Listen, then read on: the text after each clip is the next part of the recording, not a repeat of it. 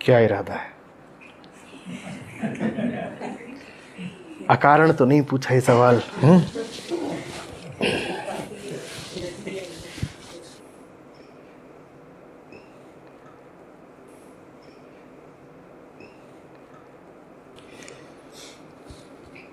देखो बेटा, मेरे लिए बड़ा आसान होगा कि मैं कह दूं, जैसे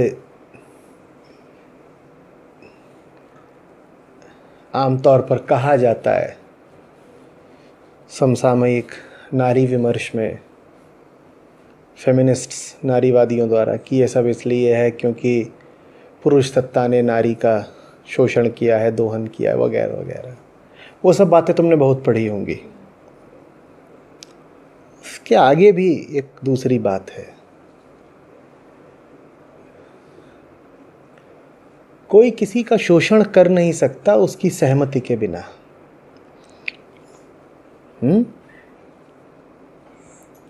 इतने व्यापक तौर पर तो बिल्कुल भी नहीं, इतने लंबे समय तक तो बिल्कुल भी नहीं। तो स्त्री के सामने अब ये विकल्प है कि या तो सारा दोष उठा करके पुरुष के सर रख दे कि हमारी बर्बादी के जिम्मेदार तुम ही हो, तुम्ही ने ये सारी गंदी प्रथाएं बनाई, शोषक रीति रिवाज बनाए, हमें वस्तु की तरह देखा, हमें पराया धन समझा, इत्यादि इत्यादि। तो ये करा जा सकता है। और अगर स्त्री ऐसा करती है तो वो गलत भी नहीं कर रही, क्योंकि ऐसा हुआ भी है। पुरुष ने स्त्री का शोषण भी किया है, उसको चीज़ की तरह भी देखा है,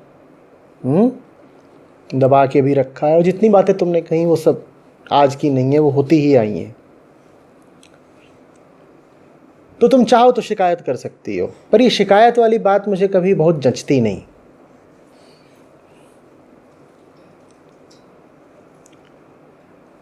क्योंकि शिकायत की शुरुआत में ही कमजोरी का भाव है।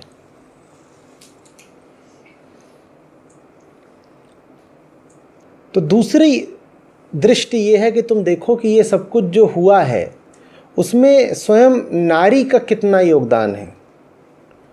नारी के शोषण में नारी की ही क्या भूमिका रही है। मैं चाहूंगा कि तुम ऐसे देखो, क्योंकि अगर तुम न चाहो तो कोई तुम पर राज कर नहीं सकता है। अगर स्त्री की ही सहमति और मर्जी ना हो तो पुरुष इतने समय तक और इतनी आसानी से उसको दबाकर नहीं रख पाएगा।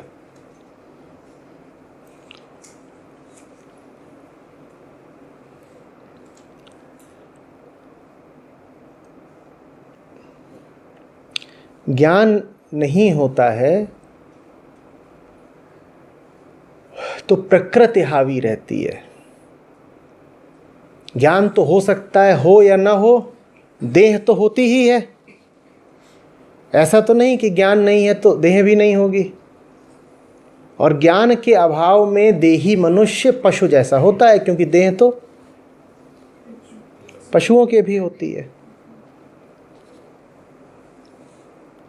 तो हो सकता है कि तुम्हें बोध हो सकता है बोध ना हो, पर यह तो पक्का ही है कि जिस्म तो होगा। और जिस्म माने प्रकृति, जिस्म माने प्रकृति। और प्रकृति ने स्त्री को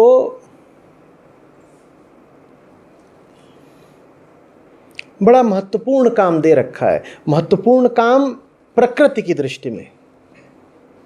बोध की दृष्टि से देखो तो उस काम का कोई विशेष महत्व नहीं है, पर प्रकृति की दृष्टि से देखो तो उस काम का ही सर्वाधिक महत्व है। कौन सा काम दे रखा है प्रकृति ने स्त्री को? प्रजनन, भरण पोषण और प्रकृति के चक्र को लगातार आगे बढ़ाते रहने की जिम्मेदारी।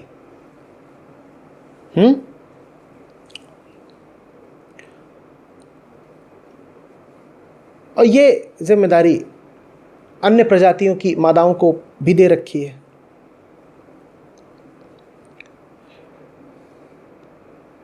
अब अगर ये ज़रूरी है कि स्त्री बच्चे पैदा भी करे और उन्हें बड़ा भी करे, तो उसके लिए फिर आवश्यक है कि उसका देह से बड़ा संबंध रहे, क्योंकि वो जो छोटा बच्चा है वो और क्या, वो देह ही तो है। तो प्रकृति ने ही स्त्री को ऐसा बना दिया है कि उसका देह से बड़ा सरोकार रहता है, और उसमें आसक्ति, मोह और ममता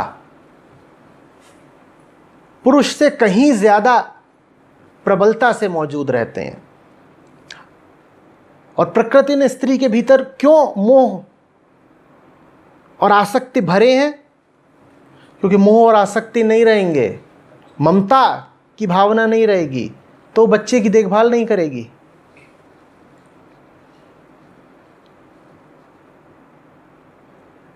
अभी लखनऊ गया तो एक सज्जन ने बुलावा भेजा, उनके घर गया तो 6 दिन पहले उनके 2 जुड़वा बच्चियां पैदा हुई थीं। तो उन्होंने लाके मेरी गोद में रख दी, बोली ने आशीर्वाद दीजिए। मैंने उनको देखा, मैंने कहा अरे बाप रे बाप, ये तो इतनी छोटी हैं, इतनी छोटे माने इतनी छोटी, इतना बड़ा उनका मुंह था, और मेरे नाखून बराबर उनकी उंगलियां, कुल इतनी उंगलियां। अजूबा। अब बताओ इतनी छोटी चीज को कितनी देखभाल चाहिए, कितनी देखभाल चाहिए। तो स्त्री को 24 घंटे फिर क्या करना पड़ेगा? अरे हटाओ बुद्धत्व, हटाओ उपनिषद, हटाओ मुक्ति की सारी बातें, बताओ छौना कहां है। वो छौना अगर क्यों ऐसे बोल दे तो स्त्री की बिल्कुल धड़कन वहीं थम जा। अरे क्यों बोला, क्या हुआ? जिस दिन मैं पहुंचा उस दिन उन बच्चियों को पहली बार नहलाया गया था, जन्म के हफ्ते भर बाद, कि अभी आज इनको पहली बार नहलाया गया है। और वो बड़ा एक अवसर था, अकेजन था कि अभी ये नहाई है आज।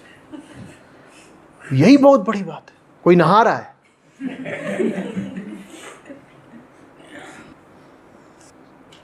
पर स्त्री को प्रकृति चाहती है कि यही बातें घेरे रहें,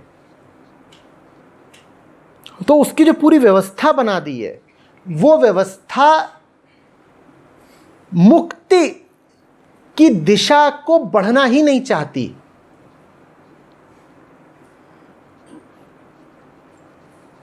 या ऐसा कह लो कि उसमें मुक्ति के प्रति कम आकांक्षा होती है बनिस्बत पुरुष के, खास तौर पर अगर ज्ञान का अभाव हो।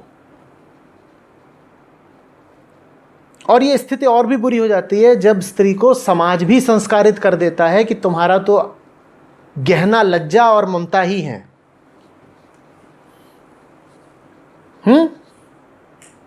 हार है तुम्हारा ममता और कंगन है लज्जा। अब एक तो करेला दूजे नीम चढ़ा। एक तो वो वैसे ही प्रकृति के द्वारा, अपने शरीर के द्वारा, अपने हार्मोन के द्वारा भावना प्रधान है, ममता प्रधान है, देह प्रधान है। दूसरे समाज ने भी उसको यही पट्टी पढ़ा दी कि तुम तो शील, मर्यादा, लज्जा और ममता, इन्हीं का ख्याल रखना। अब कहानी ही खत्म। और फिर वो दिन रात करती भी यही रह जाती, कभी अपने शरीर का ख्याल रख रही है, कभी पति के शरीर का ख्याल रख रही है, पूरे परिवार के शरीर का ख्याल रख रही है, और नए नए शरीरों को जन्म देती जा रही है और उनका वो पोषण करती जा रही है। शरीर शरीर शरीर शरीर शरीर शरीर। और जो भी जीव शरीर के तल पर ही जिएगा, चाहे पुरुष हो चाहे स्त्री हो, वो तो फिर बंधन में ही रहेगा ना। तो स्त्रियां इसलिए बंधन में रही आई हैं, और बंधन में रहे आने के उन्होंने सारे तरीके आत्मसात कर लिए हैं। अब बहुत जरूरत नहीं है कि कोई उनको बंधन में डाले, अब वो बंधनों का चुनाव खुद कर लेती हैं, ये चीज उनके भीतर घुस गई है।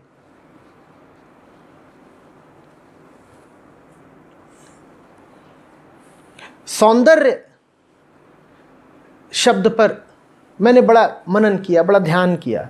मैंने समझना चाहा कि ये सुंदरता चीज़ क्या होती है, क्योंकि स्त्रियों को लेकर के इस शब्द का प्रयोग बहुत किया जाता है कि सुंदर है कि नहीं है, कि फलानी बहुत सुंदर थी इत्यादि। मैंने कहा सुंदरता चीज़ क्या होती है, और मुझे तो नहीं समझ में आया सुंदरता चीज़ क्या होती है।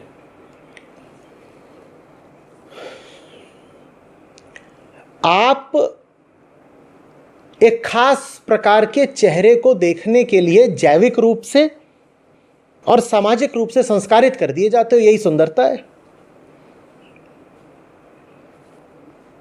नहीं तो आध्यात्मिक तल पर तो सुंदरता की परिभाषा यही है कि सत्यम शिवम सुंदरम, सत्य सुंदर और शिव सुंदर। उसमें यह कहां से आ गया कि स्त्री सुंदर की पुरुष सुंदर? पर वो पट्टी कुछ तो हमको हमारा शरीर पढ़ा देता है कि कोई थोड़ा स्वस्थ हो, हट्टा कट्टा हो तो वो अच्छा लगेगा, वो हमें शरीर ने पढ़ाया है। और कुछ समाज ने पढ़ा दिया है कि कोई गोरा हो, किसी की आंखों का रंग ऐसा हो, किसी ने बाल इस तरीके से इस स्टाइल में बना रखे हो तो वो सुंदर है। स्त्रियों के लिए देह संबंधित बहुत चीज़ें महत्वपूर्ण हो जाती हैं, तो देह संबंधित सुंदरता भी महत्वपूर्ण हो जाती है, और फिर देह संबंधित बंधन भी महत्वपूर्ण हो जाते हैं। मैंने जानना चाहा कि ऐसा क्यों है कि लगभग पूरे ही विश्व में स्त्रियां बाल लंबे रखती हैं,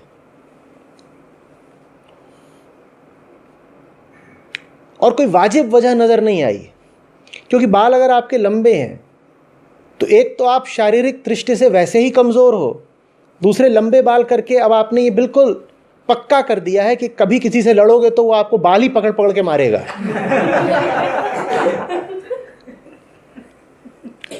आपके बाल किस तरीके से आपकी सहायता कर रहे हैं मैं समझना चाहता हूं।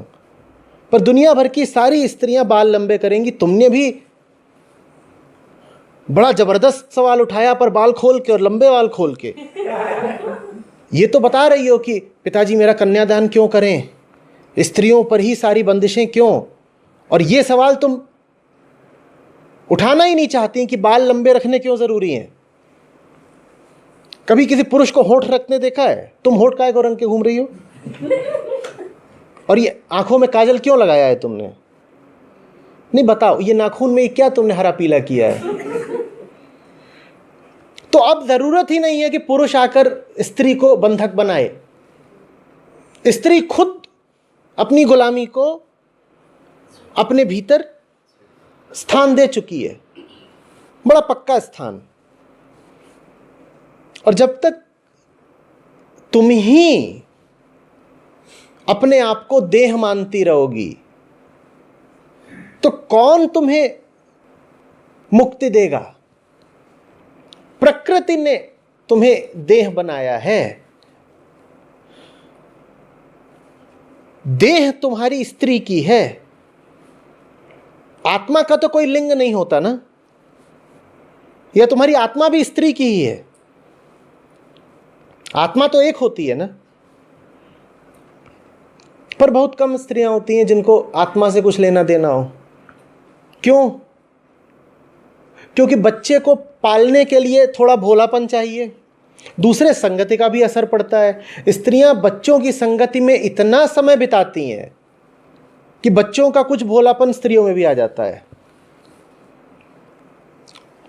आमतौर पर स्त्रियां उतनी कपटी कुटिल नहीं होती जितनी पुरुष हो जाते हैं। बहुत ज़्यादा उनको गणित समझ में ही नहीं आता कि ये हिसाब ऐसे कर दें वैसे कर दें। चालें चलती हैं, ठीक है, मंथरा होती हैं। इतिहास में भी कपटी स्त्रियां रही हैं बहुत, लेकिन फिर भी उनका कपट छोटा ही मोटा रहा है। बहुत बड़ा कपट स्त्री कर ही नहीं पाती। उसका कपट उतना ही होता है, मेरे बेटे को राज्य दे दो, या किसी के जाके कान भर दिए कि देखो तुम्हारा पति ना वो दूसरी स्त्री को ज़्यादा चाहता है और उसी के बेटे को दिए दे रहा है सिंहासन। इसी हद का कपट कर पाती है, इससे ज़्यादा तो कपट भी नहीं होता।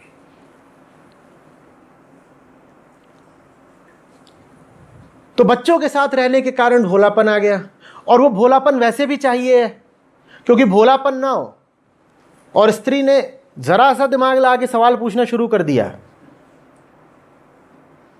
कि इस पिद्दी के लिए मैं अपनी जिंदगी काहे खराब कर रही हूं, तो बच्चों का फिर जीना मुश्किल हो जाएगा। तो स्त्री बच्चा पालती रहे और एक के बाद एक पैदा करती रहे, इसके लिए आवश्यक है कि उसका दिमाग थोड़ा ठप रहे। यह व्यवस्था प्रकृति नहीं कर दी है। बात को समझो। कोई भी जागृत स्त्री ये सवाल तो करेगी ना कि मेरा जन्म इसलिए थोड़ी हुआ है कि मैं बच्चे पालती रहूं।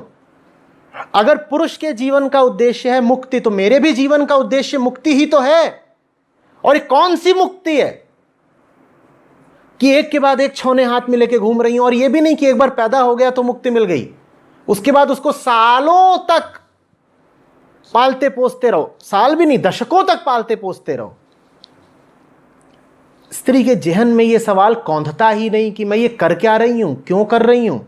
प्रकृति ने खुद ही यह व्यवस्था कर दी है कि यह प्रश्न उसके दिमाग में उठे ही नहीं, उठेगा ही नहीं।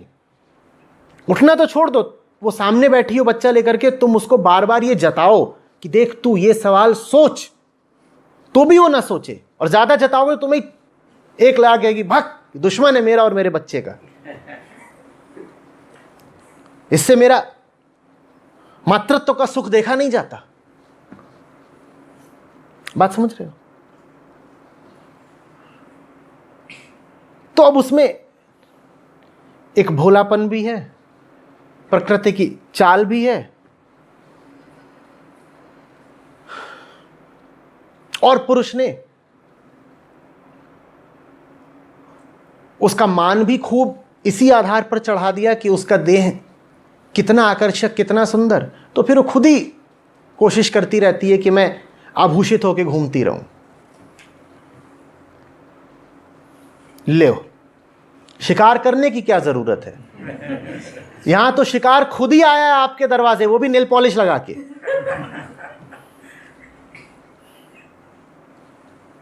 जंगल के पशु को भी दौड़ा करके पकड़ने की जरूरत होती है, यहां तो दौड़ाने की कोई जरूरत नहीं, खुद ही घूम रही हैं। ऐसे दिखाते हैं, देखो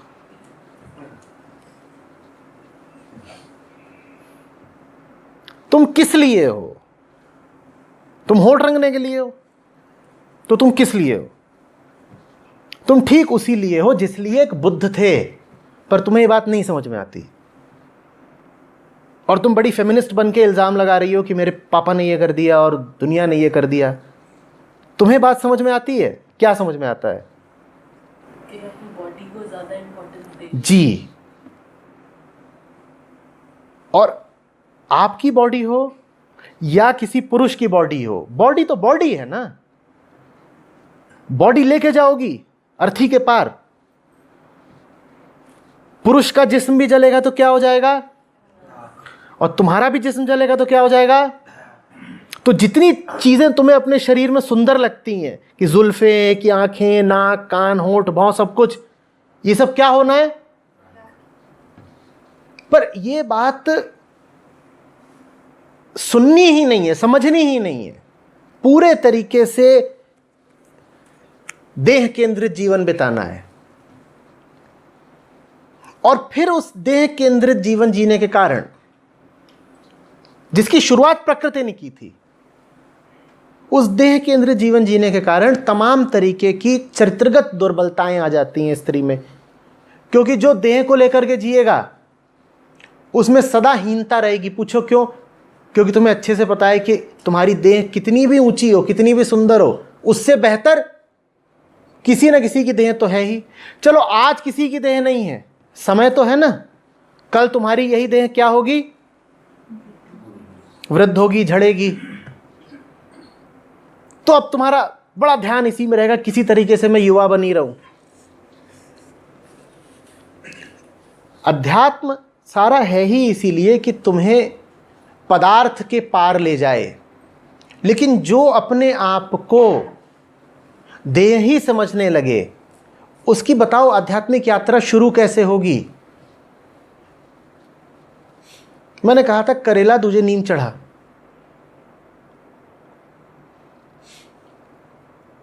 पुरुषों ने खूब बहती गंगा में हाथ धोए हैं, स्त्री वैसी ही आतुर रहती है कि कोई जरा तारीफ कर दे।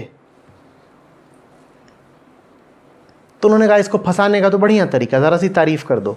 एक बात बताना, तुमने आज तक कितनी शायरी, कितनी कविताएं, गजलें, नज़में पढ़ी जिसमें स्त्री ने, शायरा ने किसी पुरुष की तारीफ करी है कि तेरा खोपड़ा चांद जैसा है? पर कभी सुना है कि स्त्री गजल लिख रही है कि मेरा चांद आ गया? नहीं होता ना, क्योंकि पुरुष ऐसे फंसेगा ही नहीं। वो चतुर खिलाड़ी है, वो शिकारी है, वो हंटर है।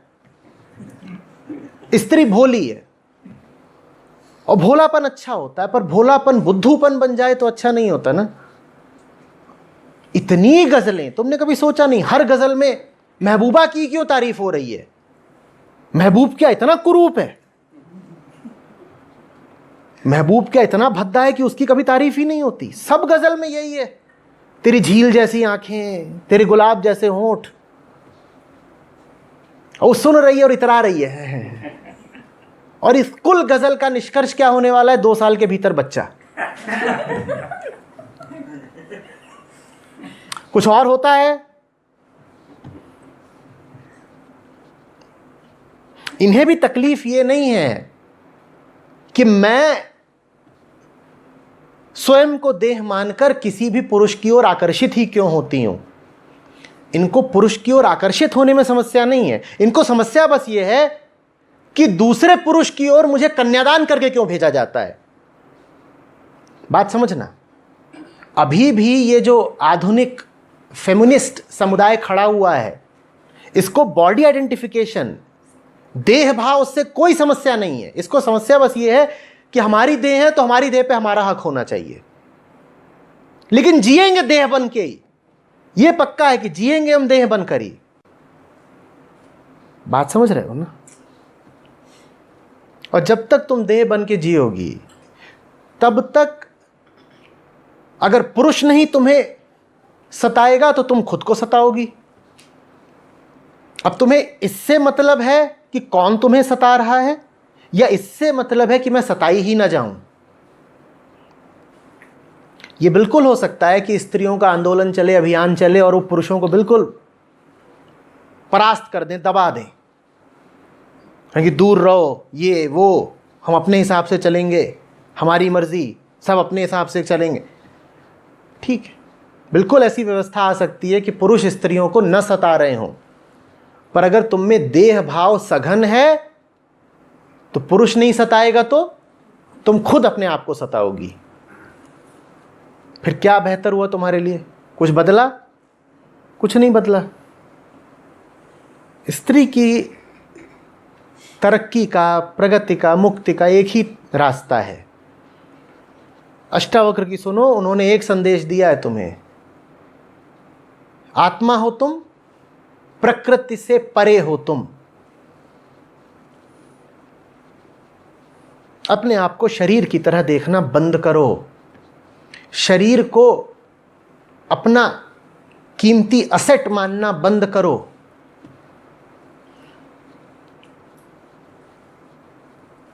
बात आ रही है समझ में?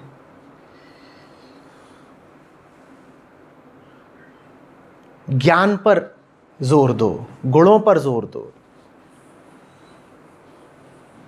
इस बात की परवाह जरा कम करो कि बाल कितने चमक रहे हैं।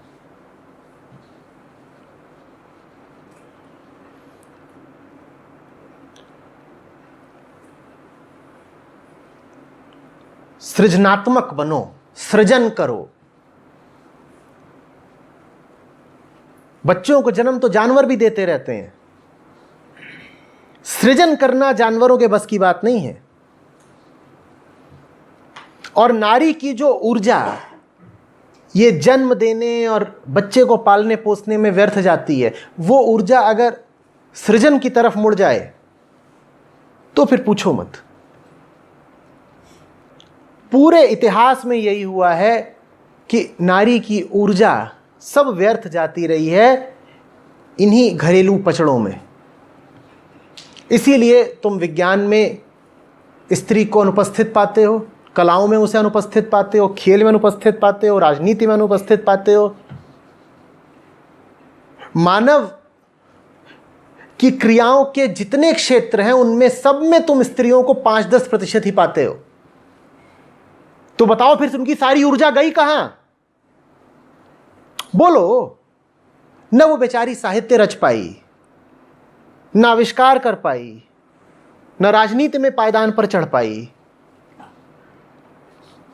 न वो बड़े भवन खड़े कर पाई। तो बताओ उसका जीवन किन चीजों में गया? उसका सारा जीवन अपनी देह को सजाने, संवारने और प्रजनन संबंधी कामों में गया। वो ऊर्जा स्त्री अगर किसी सृजनात्मक दिशा में मोड़ दे तो पूछो मत। क्यों कह रहा हूं पूछो मत? क्योंकि जिस प्रकृति ने स्त्री में कूट कूट के देह भाव भरा है, उसी प्रकृति ने स्त्री को कुछ विशेष गुण दिए हैं जो पुरुषों में उतने नहीं पाए जाते। धीरज स्त्री में ज्यादा होता है। प्रकृति ने ही धीरज दिया है स्त्री को। क्यों दिया है? क्योंकि बच्चा पालना उसके लिए बहुत धैर्य चाहिए। 9 महीने तक गर्भ रखने के लिए ही धैर्य चाहिए। पुरुष में इतना धीरज नहीं होता, स्त्री में धीरज होता है। और सृजन की प्रक्रिया में धीरज चाहिए होता है। इसी तरीके से स्त्रियों में हिंसा जरा कम होती है, महत्वाकांक्षा जरा कम होती है।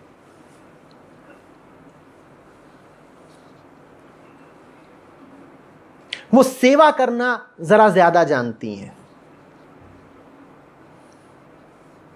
पोषण दे पाती हैं, और सृजन में ये सब कुछ आवश्यक होता है। तो प्रकृति प्रदत्त गुणों को ही स्त्री अगर जीवन निर्माण की दिशा में मोड़ दे तो फिर पूछो मत क्या होगा। वो बहुत सारे ऐसे शिखरों पर विराज जाएगी जहां पुरुष को चढ़ने में बहुत दिक्कत होती है। वो पुरुष की फिर बराबरी ही नहीं करेगी, पुरुष से बहुत आगे निकल जाएगी।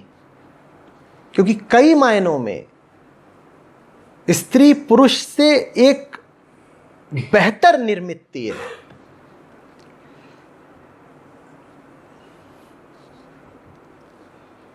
ज्यादा जीती है, बहुत सारी बीमारियां नहीं होती उसको। दुनिया के किसी भी देश में स्त्रियों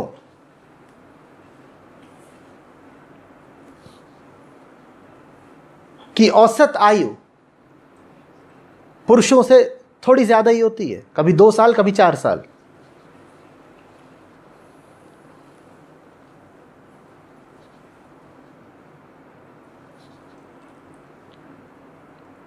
आपदाओं को स्त्री ज्यादा मजबूती से सहन कर पाती है पुरुष के बनिस्बत। पुरुष टूट जाता है, स्त्री में लोच होती है, वो झुक जाती है और बच जाती है। तो अपने इन गुणों का इस्तेमाल अगर स्त्री जीवन निर्माण की दिशा में कर दे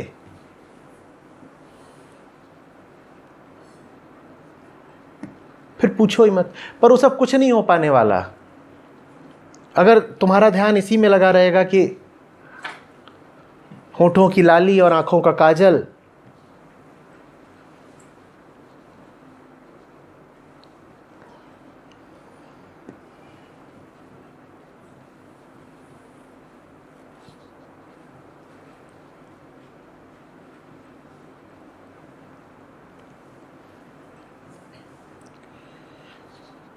और ये बात मैं सिर्फ स्त्रियों से नहीं कह रहा हूं, जो पुरुष स्त्रियों जैसे हैं उनसे भी कह रहा हूं। क्योंकि देह भाव ऐसा थोड़ी है कि स्त्री मात्र में होता है, पुरुषों में भी जबरदस्त तरीके से होता है।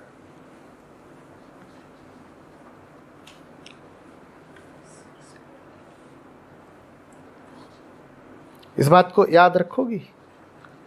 तुम्हारी कीमत तुम्हारे जिस्म से नहीं है, तुम्हारी वास्तविक कीमत तुम्हारे ज्ञान से, तुम्हारे गुणों से,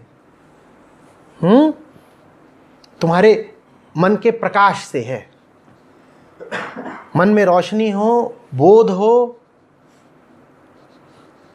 प्रेम हो, इसकी कोशिश करो। सौंदर्य वहां है।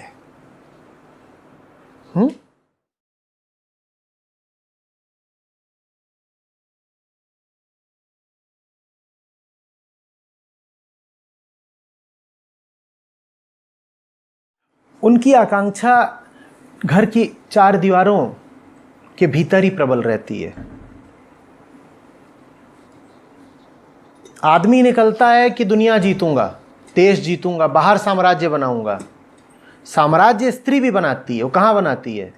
वो घर में बनाती है। वो कहती है तू पूरी दुनिया जीत के ला, मैंने तुझे जीत रखा है। तो इसलिए मैंने कहा कि उसमें महत्वाकांक्षा कम होती है। बाकी आकांक्षा तो पूरी वो भी रखती है।